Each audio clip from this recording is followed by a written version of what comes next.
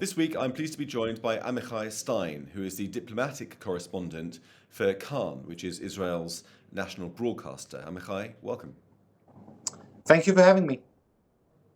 So, Amichai, if we could just check in, first of all, with what's going on right now on the ground in Gaza. Where does the war stand? What's happening?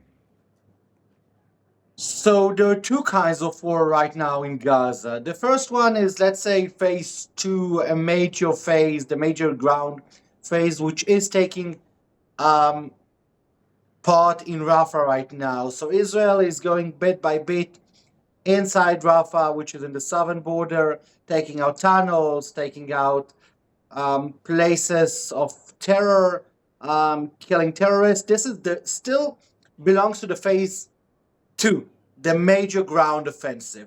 And this is supposed to take about 4 weeks, something like this. This is an assumption. We've got the story about the Philadelphia corridor, which is an area between the Israeli, which is the Gaza border, and the Egyptian border. And over there, you've got many tunnels which are going underneath. And this is an area that... For our audience, the Philadelphia corridor is a very, very narrow strip of land along the border between Egypt and Gaza. And it's significant because that's where the tunnels were going under, by which Hamas gained its weapons. Right. And there you've got two real stories, because the first story is the operation which is going on right now, meaning dismantling the tunnels which you have there. The second question is, what's next? Is Israel going to stay over there to take care that no more tunnels like this will be rebuilt? Or will you put some kind of electronic underground barricade that will prevent these tunnels to go? On October the 7th. Yeah, we saw how it worked out in October 7th.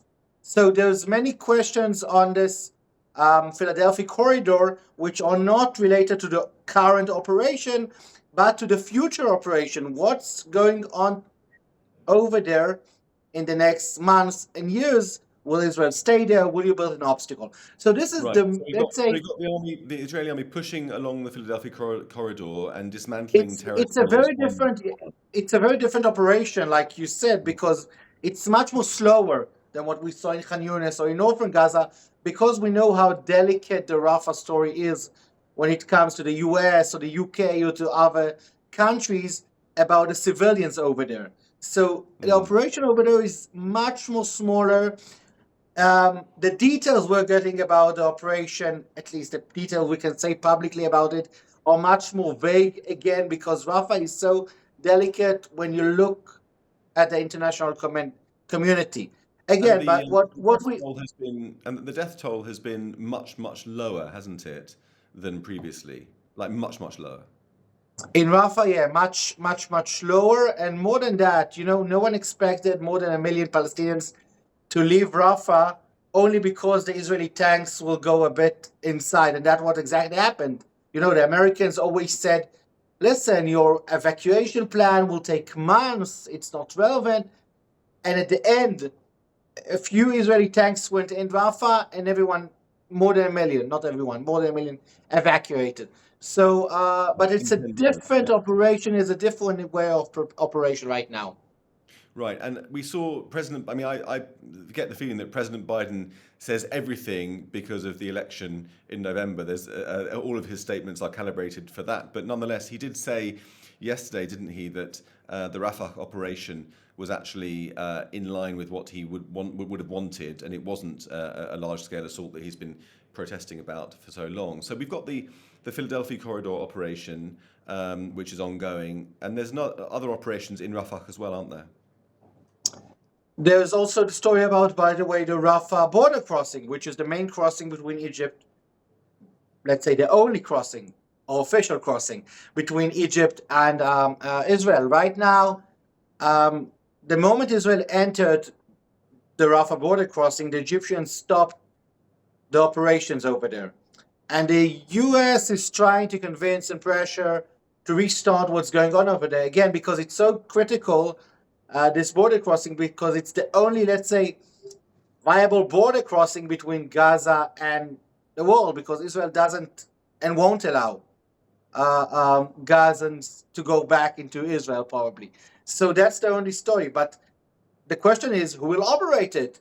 It can't be Hamas and it can't be the Palestinian Authority. This is, of course, the Israeli veto. And it can't be Israel or the US. This is the Egyptian veto. So we are reaching a point that, let's say, the future solution might be a European force, but this will take time. Now the story is probably that Palestinians, let's say regular Palestinians, are supposed to operate it, but still there are many debates. What can you call a regular Palestinians? You need to vet them. There's a lot of questions about it. So the Rafah issue, let's sum it up. You've got the story of the border crossing, a big, also diplomatic story about that. You've got the Philadelphia corridor, which again, which is a military operation, but there's the question what will be next inside the Philadelphia corridor. And you've got a regular Rafah operation, which is the city itself that you need to go in and take out tunnels and terrorists and the regular stuff we saw all around Gaza. Right, and let's just pause a minute and go back to the crossing, because I think a lot of people don't realise that it is possible for Gazans to get, or has been possible before it was closed, for Gazans to get into Egypt. Egypt has kept the border closed to refugees, but if you're a Palestinian in Gaza and you pay $5,000 per head, the Egyptians will allow you into Egypt. And so people haven't realised, I think, that that's the situation there. But as of now, that's all stopped, isn't it? Yes, completely stopped. It's a place, like you said, the Rafah corridor, which is a place where the Egyptians made a lot of money off, and also, by the way, also Hamas made a lot of money off. So Hamas probably won't go back there, but the Egyptians have an interest to reoperate it because it's a lot of money. Right, and combined with the bribes paid for the smuggling tunnels, that's a lot of money. So let's look at elsewhere in Gaza. So I think people often think that Rafah is the only place where there's fighting, but there's also in Jabalia and elsewhere, isn't there? So, like we said in the beginning, Rafah is still a part of the Phase 2 operation, the major ground operation. We had Phase 1, which was the aerial bombardments. The second phase was the massive ground offensive inside Gaza. And we've got a first phase, which is going in, going out, going in, going out. And this is what we're seeing in other places in Gaza. For example, Jabalia. For example, other neighborhoods and places which Hamas is going back there, getting organized again, and Israel needs to go back. We saw the Shifa operation, for example, Israel went back. So you've got this kind of scenario in many, many places around Gaza. And this leads, of course, to a confrontation with the US administration. And even inside in Israel, there's a confrontation about it. Because the question, okay, you're going in and out. How do you take care that you don't need to go in again? So you need a governing body. Who this governing body needs to be, there's, again, a huge debate among Netanyahu and Gallant, for example, and amongst Israel and the US. This is really like the number one question, isn't it, in Israel and also increasingly outside of Israel, is the next day idea. What happens once Hamas is defeated? What takes place then? And there's a strong sense that that solution has got to be put in place now in the places that have been cleared of Hamas to prevent the whole thing from descending into chaos and Hamas coming back. Can you just map out where we are with respect to that question in Israeli politics right now? I think I can sum it like this. The Israeli officials that are saying that you need to talk who needs to be over there in Gaza are split between two options. The right-wing MKs and ministers and people who say you need a martial law, a military law, which means the Israeli military will have a job of distributing food, taking care.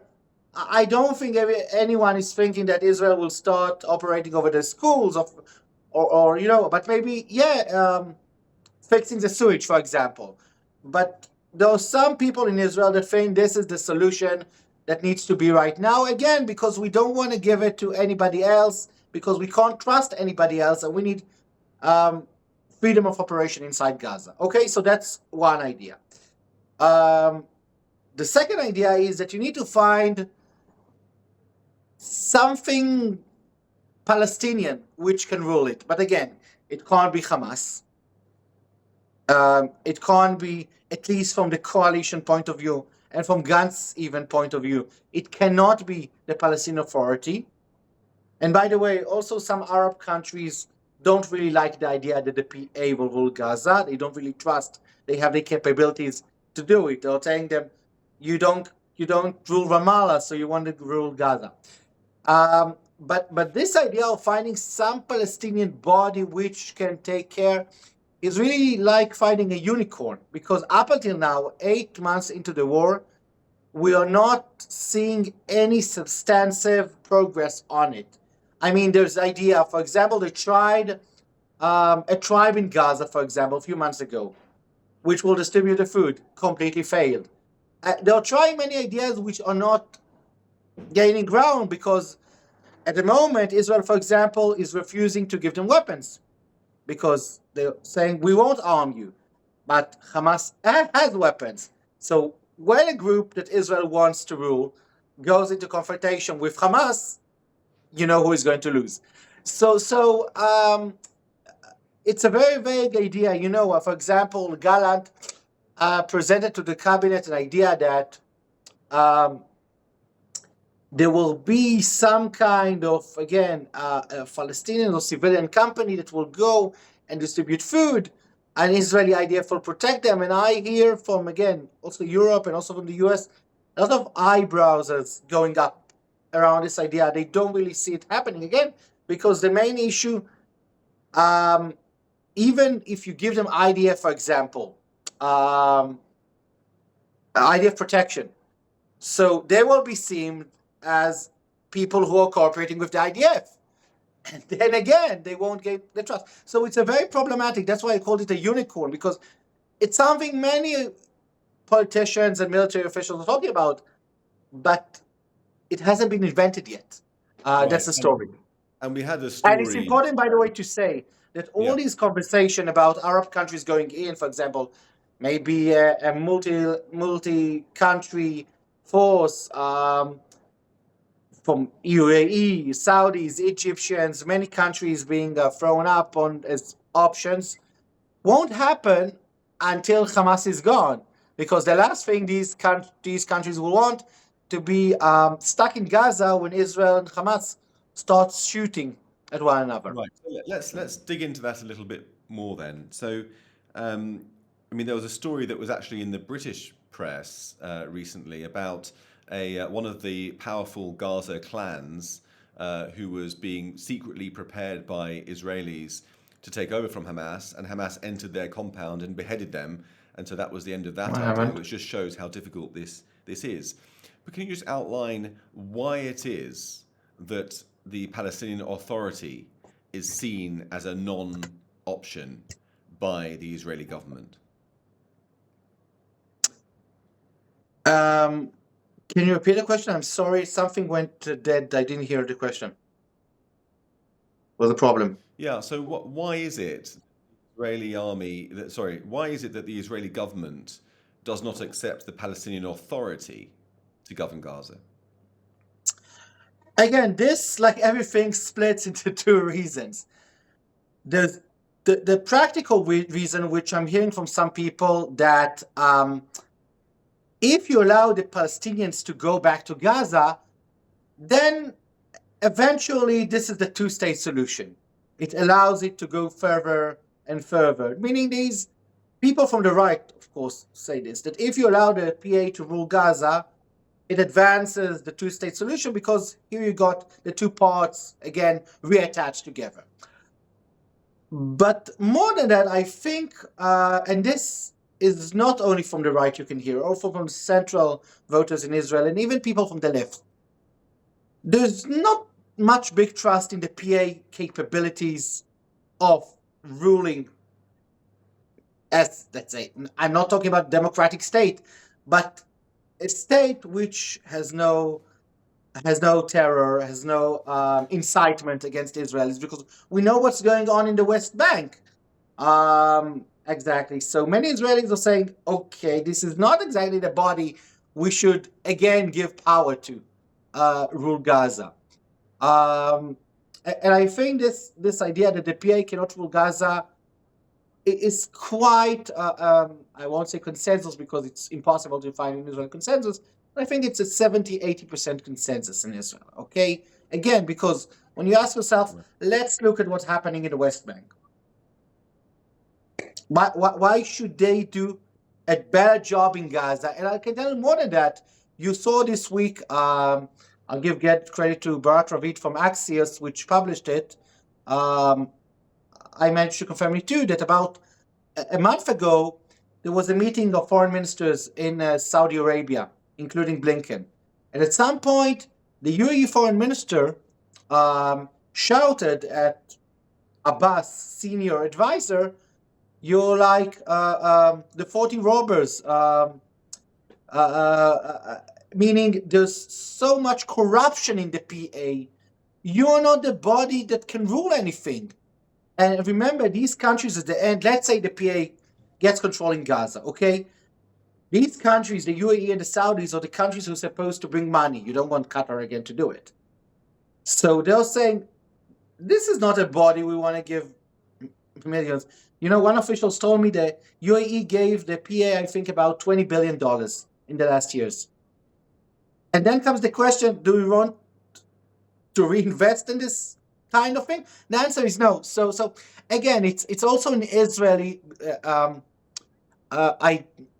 Israeli perception that the PA shouldn't be there, but it's also from the Arab countries. Now, the US, of course, is saying the PA needs to do a reform so they can rule Gaza. Again, but you know, demands are sometimes vague, but there's a huge mistrust about whether they can do and manage and make Gaza something different than it was up until now. Right, and in fact, today the Labour Party, it was reported, which is likely to win power here in Britain in a few weeks' time, it was reported that it's planning to recognise a Palestinian state unilaterally before any negotiations are concluded. I mean, in the light of what you're saying, this seems really quite implausible. How do these kind of moves, we've seen many of these moves recently with Norway, with Ireland, and with Spain in particular coming out to recognise a Palestinian state. How is all of this received in Israel? You know, there's a huge fear amongst Israeli people and I think politicians about this because it states a fact at the end. Now, like I said, the biggest mistrust among Arab countries, about the Palestinian state is among Arab countries themselves. So it is a declaration. It is something very problematic to Israel politically because it's something different if you need to deal with a body, a Palestinian Authority, or the question is whether you're dealing with a country. You know, it's a completely different story. On facts on the ground, on other things like that. So it's really a big story right now, and a big question: what implication will it have for the future? Right now, it doesn't have a real implication because again, you've got countries that recognize. Let's say the fact in the UN, I don't remember exact number, 120, 130 already. 40 countries already recognize the PA, and you know, it didn't really affect, but there's a difference. For example, if the UK or France or Germany recognizes the PA as a country, that brings you to a different spot. Of course, the US. Right. And this talks to me a bit about the internal Israeli politics. There is a sense that an election may be coming in Israel.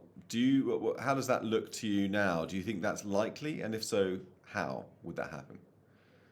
My first answer that I'll answer to you is don't ask an Israeli reporter to bet on Israeli politics. That's the first thing. That's first stage. Especially when you record something, so that's a big problem. but you hear many different views. The first view is that these 64 MKs, which are now right now in the coalition. I'm not talking about Gantz.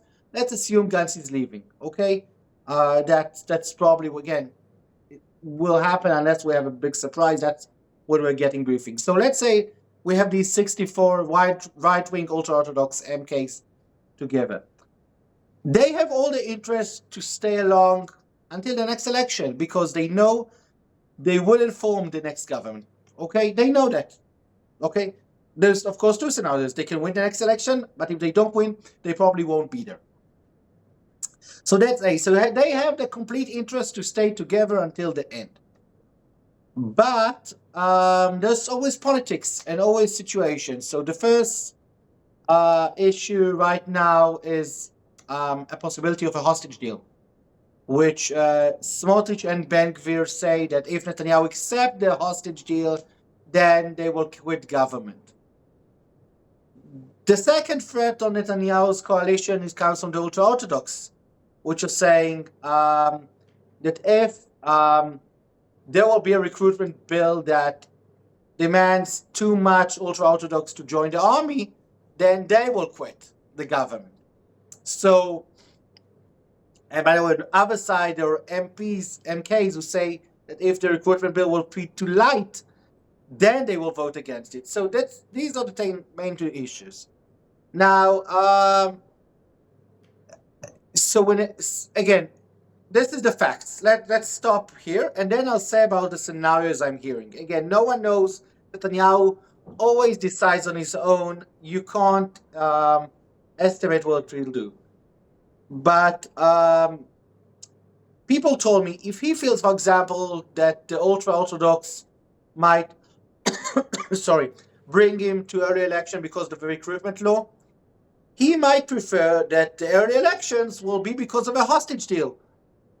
Okay, so Smotrich and Ben Gvir will leave the government, he will go for an election, and then he can present himself as a person who, A, brought the hostages back, B, after the deal is over, you can return to fight and will say, listen, I showed you, I promised you, I fulfilled my promises, and he might get something Saudi out of it. So maybe it's a better theme to go with an elections on this issue rather than the recruitment law.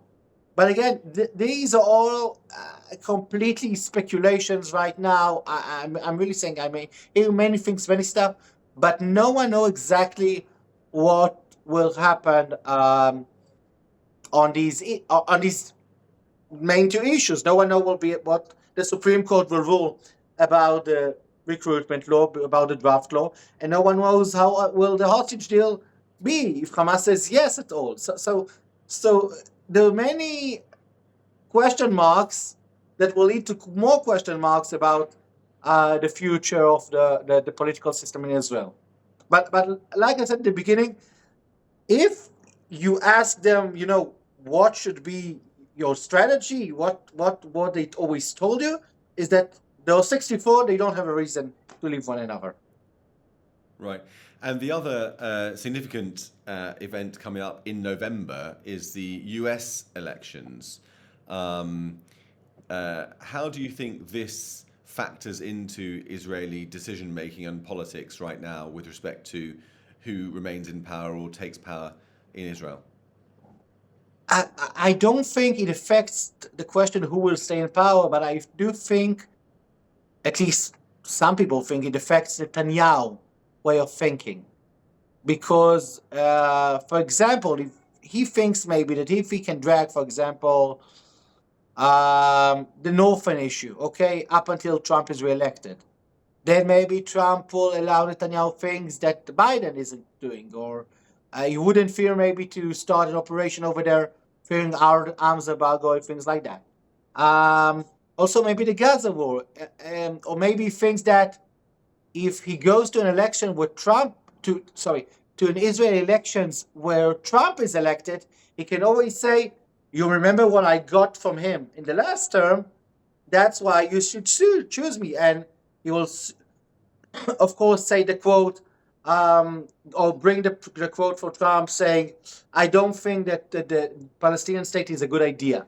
And then he will show, guys, you want to go guns that thinks it's a good idea, or Lapid thinks it's a good idea? Here, you've got a US president that thinks it's a bad idea. I think it's a bad idea. I should be the person in that spot. But I need to bring an overall picture, I think, of what's going on right now in the polls, at least. You see Netanyahu steadily going up, and Gantz going down. Again, it's not that Netanyahu is over Gantz when it comes to the polls, but steadily is going up. And it's because you're starting to go to many right-wing voters and ask them, do you think that Netanyahu should be prime minister? And they tell you no. But then they add, but who can replace him? They want a Palestinian state. And on this issue, Netanyahu is betting right now that, first of all, the Israeli memory. Yeah, unfortunately, 8 months for some of the Israeli public, it's a very long time from October 7th. But people are saying, okay, I'm going to the polls. I'm looking at the figures over there, especially if you're right-wing. Who can do the job at the end? Who can be closer to me as a prime minister? And they will say Netanyahu. And that's why he's going steadily in the polls right now, up. So that's, again, Netanyahu, the time is playing on the side of Netanyahu.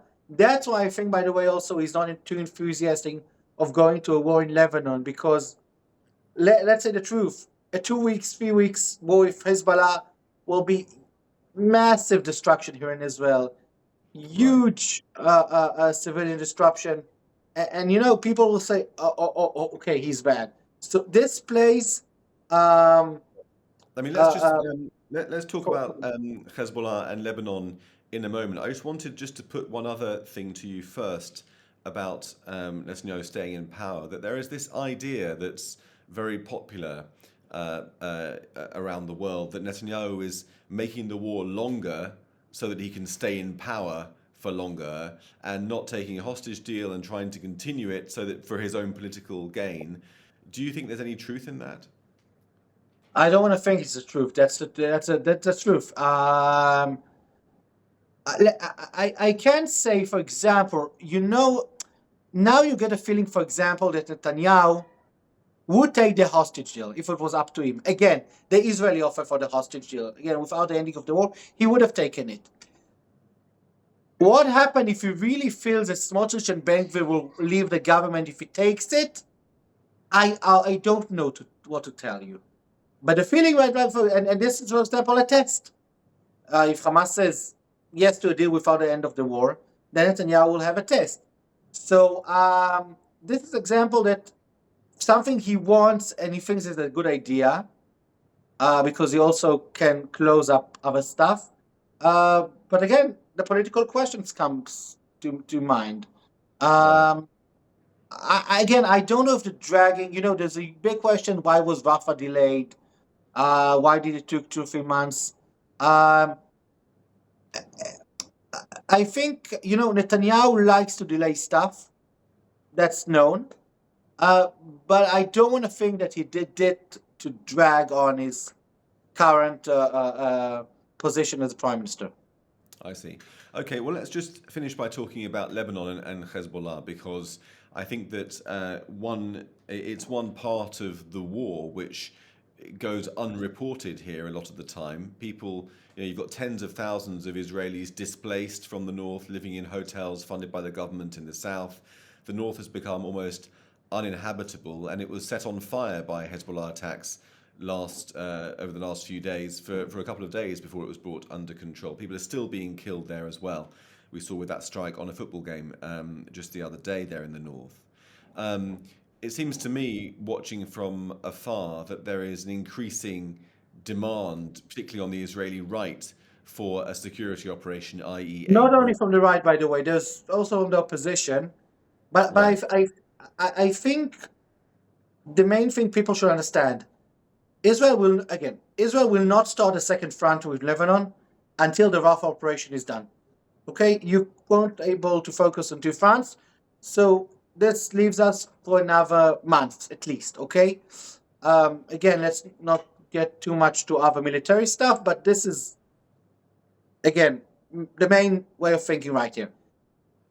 I won't say, or I don't know, of course, if there's an incident when you have many killed or injured or civilians or something like that. So this is, of course, changes anything. But right now, if it goes along this corridor that we're seeing, how bad, which it is, sorry, Israel will not start a second front. Now, the second thing is, from what I'm hearing, if there's a hostage deal, then there's a place for a ceasefire deal in the north.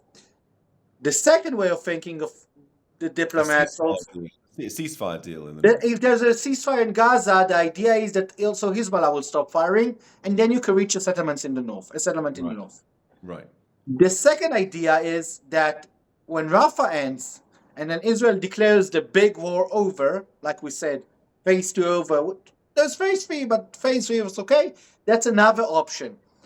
Maybe that Hezbollah will start going down with the fire in the north, and then you will be able maybe also to reach a deal there. So right now, from what I understand, the focus is how the timeline of, let's say, month and a half, which ceasefire will be tested.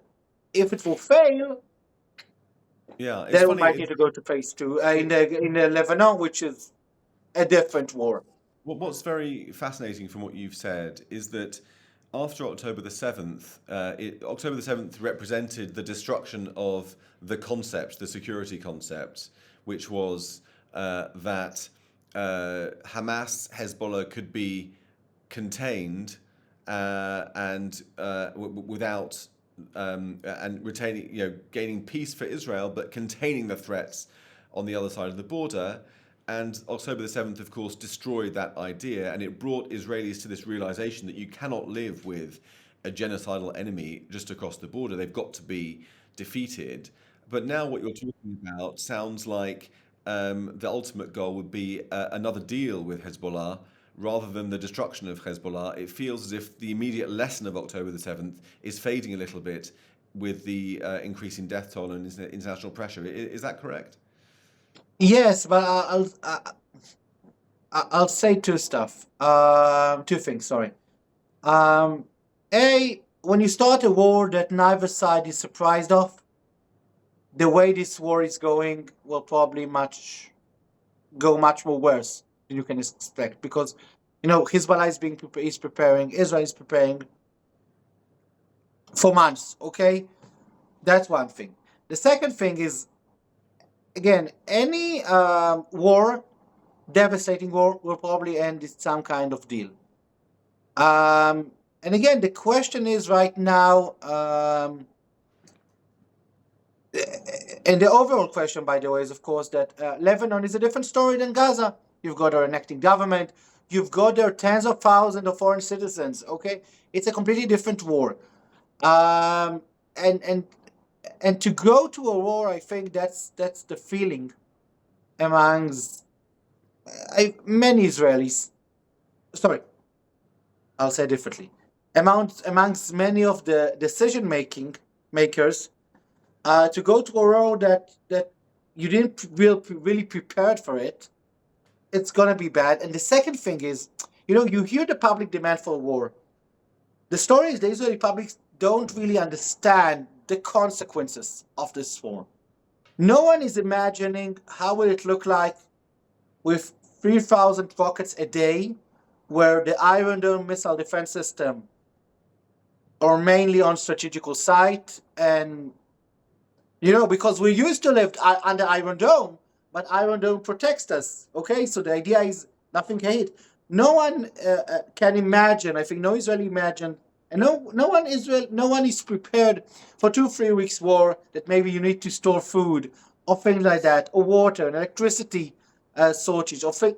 So the story, it's very difficult to go for a war right now where the Israeli public is not really ready for it, because then the trauma will be immense. Right.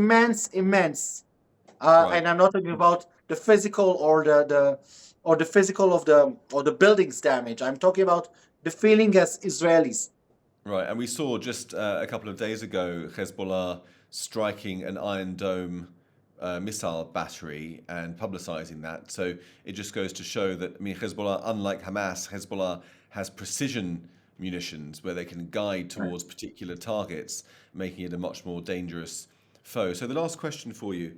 Are we seeing mass military call-ups from the reserves at the moment? That's usually an indication of a big operation to come.